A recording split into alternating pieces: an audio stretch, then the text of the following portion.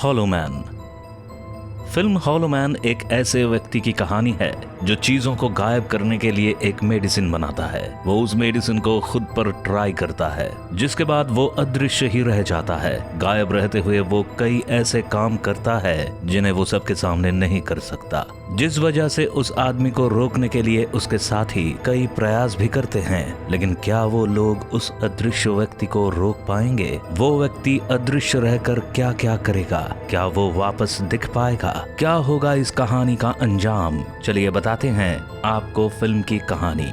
Film की शुरुआत scientist Sebastian के घर से होती है, जहां सेबेस्टियन एक चूहे पर अपनी मेडिसिन का एक एक्सपेरिमेंट करता है, जिससे वो चूहा गायब हो जाता है। दरअसल सेबेस्टियन एक ऐसी मेडिसिन बनाने की कोशिश करता है जिससे वो लिविंग चीजों को गायब कर सके। वो ऐसी एक मेडिसिन बना भी लेता है जिससे चीजें गायब तो हो जाती है लेकिन वापस नहीं आ पाती। सेबेस्टियन चाहता है कि वो उन सभी जानवरों को वापस लेकर आए जिन्हें उसने अपने एक्सपेरिमेंट के दौरान गायब कर दिया था। करीब 11 महीनों की मेहनत के बाद सेबेस्टियन की मेहनत रंग लाई और उसने एक ऐसी मेडिसिन का निर्माण किया जिससे गायब हुई चीजों को वापस लाया जा सकता है। सेबेस्टियन तुरंत ही इस मेडिसिन की खबर अपनी साथी और एक्स गर्लफ्रेंड लिंडा को देता है और उसे कहता है कि मेडिसिन के बारे में दूसरे साथी मैट को भी बता दें। मैट और लिंडा रिलेशन में रहते हैं, लेकिन सेबेस्टियन को इस बारे में पता नहीं होता है। अगली सुबह सेबेस्टियन अपने साथियों के साथ लैब पहुंचकर एक गायब हुए गोरिल्ला पर इस नए मेडिसिन को टेस्ट करने के लिए लैब रेडी करता है। जब वो उस मेडिसिन को गोरिल्ला के शरीर में इंजेक्ट करते हैं तो उसे बहुत दर्द होता है, मगर कुछ देर बाद ही वो गोरिल्ला पहले की तरह ठीक हो जाता है और सबको दिखाई देने लगता है। यहाँ हमें बताया जाता है कि सेबेस्टियन और उसकी टीम मिलिट्री के लिए इस एक्सपेरिमेंट को कर रहे थे और चीजों को गायब करने के लिए मेडिसिन बना रहे थे। अगले सीन में सेबेस्टियन की टीम और मिलिट्री कमेटी की एक मीटिंग होती है, लेकिन मीटिंग के दौरान सेबेस्टियन सबसे झूठ कह देता है कि अभी वो मेडिसिन बनाने में कामयाब नहीं हुआ और उन्हें इसके लिए कुछ और टाइम चाहिए। दरअसल सेबेस्टियन ऐसा इसलिए कहता है क्योंकि वो इस मेडिसिन को पहले किसी इंसान पर टेस्ट करना चाहता है और वो इंसान कोई और नहीं बल्कि खुद सेबेस्टियन होता है। इस एक्सपेरिमेंट को करने के लिए बाकी के साथी मना करते हैं, लेकिन सेबेस्टियन उन सबको झूठ कहकर मना लेता है कि मिलिट्री कमेटी ने इस टेस्ट को करने के लिए मंजूरी दे दी है। मगर सेबेस्टियन के सच के बारे में लिंडा और मैट को पता रहता है कि कमेटी को इस टेस्ट की जानकारी नहीं है। इसके बाद जैसे ही सेबेस्टियन के शरीर में चीजों को गायब कर देने वाली मेडिसिन को इंजेक्ट करते हैं तो उसे काफी दर्द होना शुरू हो जाता है, मगर धीरे धीरे सेबेस्टियन गायब होने लगता है और कुछ देर में ही वो बेहोश हो जाता है। करीब 17 घंटे बाद जब सेबेस्टियन को होश आता है तो वो लाइट्स को बर्दाश्त नहीं कर पाता और लैब की पूरी लाइट्स को बंद कर दिया जाता है। सेबेस्टियन अब पूरी तरह गायब हो जाता है, जिसे देखकर सभी बहुत खुश होते हैं। उस रात को जानवरों की एक्सपर्ट सारा उसी लैब में ठहर जाती है और सेबेस्टियन अपने बिस्तर पर जाकर सो जाता है।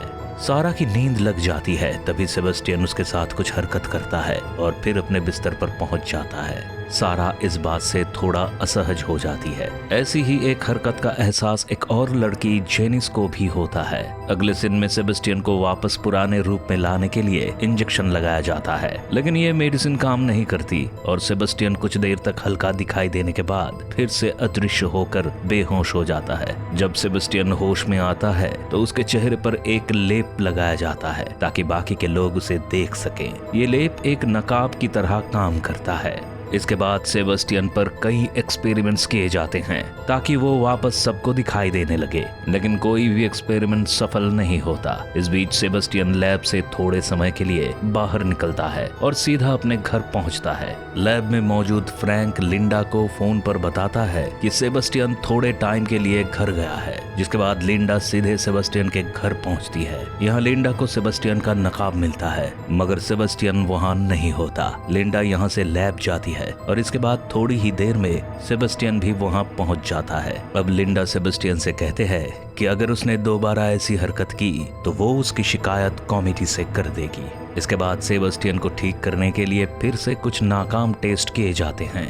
अगले सीन में सेबेस्टियन अपने रूम में लगे कैमरा को हैक कर लेता है, जिसके कारण कैमरा पुरानी रिकॉर्डिंग्स को ही स्क्रीन पर दिखाता है, जिससे लैब में बैठे फ्रैंक को ऐसा लगता है कि सेबेस्टियन सो रहा है, जबकि सेबेस्टियन चुपके से वहां से निकलकर लिंडा के घर पहुंच जाता है। यहाँ लिंडा और मैट के रिलेशन के बारे में जानकर सेबेस्टियन बहुत गुस्सा हो जाता है। इस बात से नाराज सेबेस्टियन लिंडा के रूम का कांच तोड़कर वहां से निकल जाता है, मगर लिंडा को शक हो जाता है कि सेबेस्टियन वहीं है। लिंडा जब लैब में फोन करके सेबेस्टियन के बारे में पूछती है तो उसे पता चलता है कि सेबेस्टियन लैब में ही सो रहा है, मगर लिंडा को इस बात पर यकीन नहीं होता और वो खुद लैब जाकर चेक करती है। लैब पहुंचने पर लिंडा को ये पता चल जाता है कि सेबेस्टियन वहां नहीं है और स्क्रीन पर कैमरे की पुरानी रिकॉर्डिंग सी चल रही है। इसी बीच लिंडा और मैट के रिलेशन से नाराज सेबेस्टियन लैब के एक कुत्ते को भी जान से मार देता है। इसके बाद लिंडा और मैट कमिटी मेंबर होवर्ड के पास पहुंचकर उन्हें सेबेस्टियन और उस पर हुए टेस्ट के बारे में सब सच बता देते हैं, लेकिन सेबेस्टियन उसी रात को होवर्ड को भी मार देता है। अगले सीन में लिंडा को लैब में दिखाया जाता है, जहां वो होवर्ड को कॉल करती है और उसे पता चलता है कि बीती रात को होवर्ड मर चुका है। इसके बाद लैब के सभी फोन्स बंद हो जाते हैं और सेबेस्टियन उन सभी को उस बिल्डिंग में लॉक कर देता है। सभी लोग मिलकर सेबेस्टियन के रूम में जाते हैं, लेकिन वहां सेबेस्टियन नहीं होता और उनमें से एक साथी जेनिस को मार देता है। जेनिस के मरने के बाद सभी सेबेस्टियन को देखने के लिए एक अदृश्य चीजों को ढूंढने वाली मशीन का इस्तेमाल करते हैं। उन सभी को लैब में एक जगह सेबेस्टियन के होने का पता लग जाता है, मगर जब मैट और कार्टर उस जगह पहुंचते हैं तो सेबेस्टियन कार्टर को भी जख्मी कर देता है। इसके बाद सेबेस्टियन मैट को लिंडा के साथ रिलेशन में रहने के लिए जान से मारने की कोशिश करता है, मगर तभी वहां लिंडा आ जाती है और मैट को अपने साथ खींच कर ले जाती है।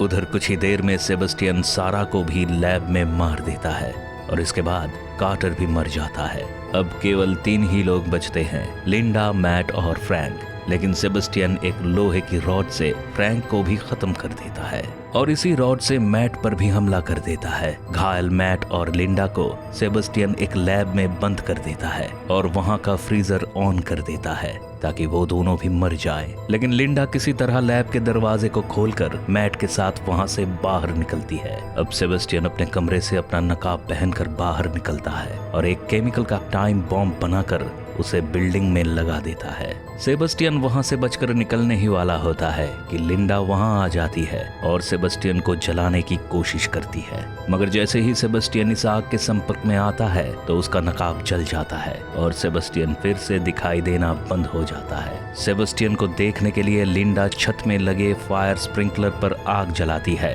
और वो चालू हो जाते हैं और पानी में सेबेस्टियन का शरीर हल्का हल्का दिखाई देने लगता है। इसके बाद सेबेस्टियन जैसे ही लिंडा पर हमला करने वाला होता है, वहां मैट आकर सेबेस्टियन को लोहे की रॉड से घायल कर देता है। मैट लिंडा को लेकर जाने लगता है, लेकिन तभी सेबेस्टियन मैट पर हमला करता है, मगर मैट को सेबेस्टियन की भनक लग जाती है और वो सेबेस्टियन को एक तरफ ढकेलता है। सेबेस्टियन के हाथ मौजूद लोहे की रॉड एक हाई वोल्टेज तार से टकरा जाती है और करंट लगने से सेबेस्टियन झटके खाते हुए नीचे गिर जाता है। इधर मैट और लिंडा उस जगह जाते हैं जहां टाइम बॉम्ब लगा होता है, मगर उन्हें ये बात पता होती है कि वो उस धमाके को नहीं रोक सकेंगे और वो लिफ्ट के साथ लगी सीढ़ियों से बिल्डिंग के बाहर निकलने की कोशिश करते हैं, मगर तभी लैब में धमाके होना शुरू हो जाते हैं।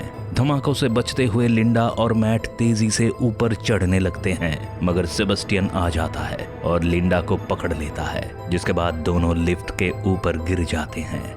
यहाँ लिंडा अपने हाथ से केबल को ताकत के साथ पकड़कर सेबेस्टियन को नीचे ढकेल देती है। जैसे ही सेबेस्टियन नीचे गिरता है तो एक जोरदार धमाका होता है और सेबेस्टियन मर जाता है। सीन बदलता है और मैट और लिंडा बचकर बाहर आ जाते हैं। इसके साथ ही फिल्म खत्म हो जाती है।